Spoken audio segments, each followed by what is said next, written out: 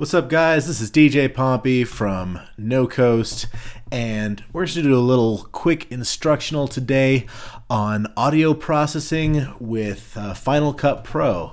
Not a lot, just a little. Oh, but DJ Pompey, I heard that Final Cut Pro was a video program. Why are you doing audio in it? Well, audio is one of the most important parts of video, and in fact, some of the audio processing functionality that Final Cut Pro has built within it is kind of overlooked, and I think still nonetheless very essential. So if you're doing video editing, and particularly of like live situations with human beings talking, that's the kind of thing we're going to cover here. This example is going to be a rap battle. By the way, some people have asked what program I use to do these screencasts. That would be ScreenFlow right there. I recommend it. So recently we had an event called Valentine's Day Massacre 4, and one of the battles from it, not released yet, it's still in pay-per-view, was Tone Montana versus Jonny Storm. Probably coming out next week.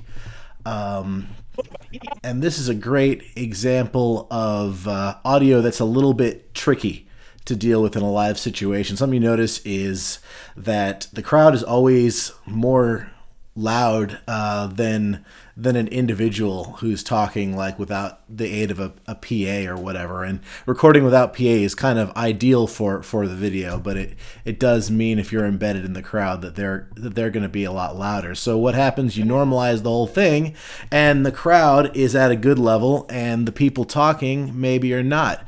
This is a particularly good example, but this happens just constantly.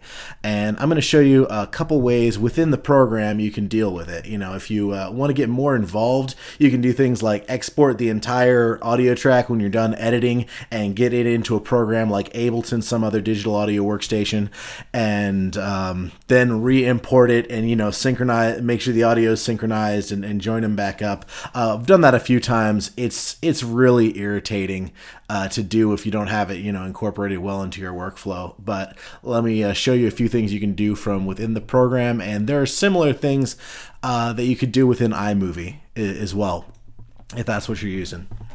All right, so let's find a case where we've got, now I happen to know, this is Jonny Storm right here. He's a little bit quiet.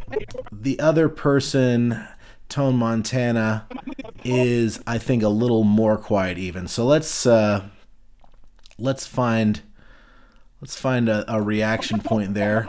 My writing starts for all the Minnesota weapon too. I get a Viking charge, but y'all not believe me. Yeah!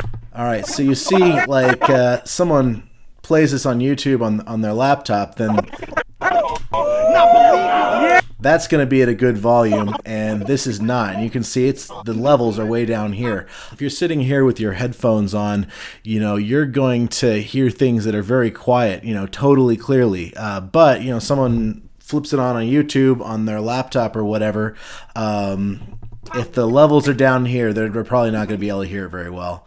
Let's find another example here.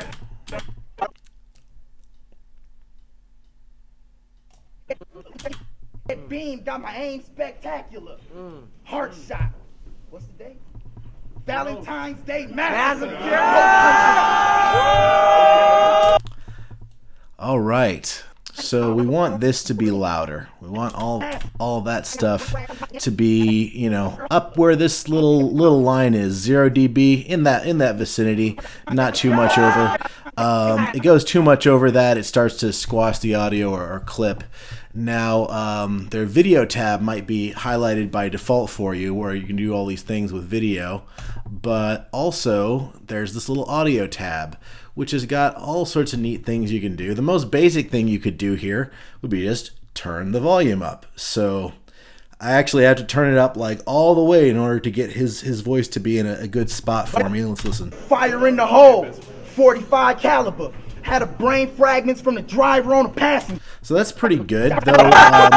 The stuff that was already at a good level is maybe turned up a little too high now. Let's listen. Shot. What's the date? Valentine's Day Massacre.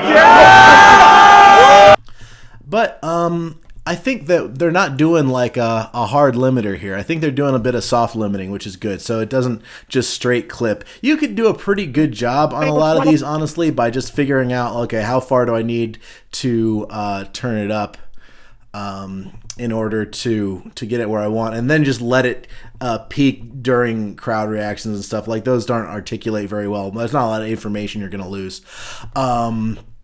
But, you know, the sound engineer in me wants to do a little better. I figure you can probably do what's called compression, which is, you know, reducing the amount of dynamic range of a clip while preserving some of it kind of intelligently. You can honestly get better at using compressors for years. I'm talking about volume level compression, not like MP3 compression, file size stuff. It's totally different. But within Final Cut Pro, we do have a compressor, as a matter of fact, but it's over here. It's hidden a little bit in this audio enhancements.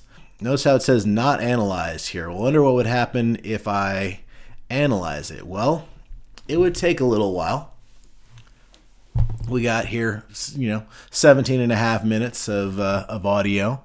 So it's going to go over that. All right, it's done. That just took a couple minutes.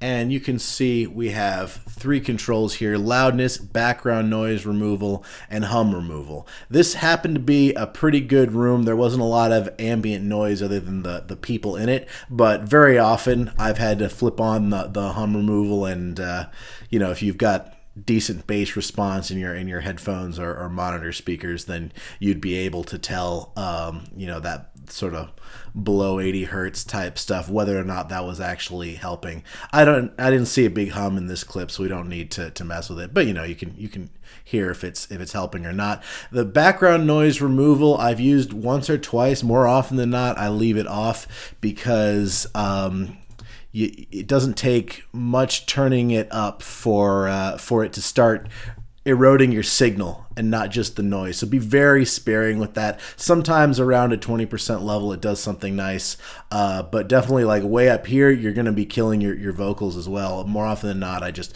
let it be, and maybe I use an EQ to take down background noise if I hear it. But right now we're just going to be messing with the loudness. So fortunately, we're going to be able to see the effects of this on these level meters down here. So let's go Be here. aware that you eagle food. Good times though. The fiends call it dynamite. The hood dying coke. Me and look. So first thing is I turn the loudness amount up to like 81%. Nothing happens. Well, why didn't anything happen? Because it's got this component of uniformity, right? So if I turn the uniformity up, now this loudness amount starts to have a big effect, and to where it's as squashed as it could possibly be. So let's listen to that. You look. Heart shot. What's the day? Valentine's Day massacre.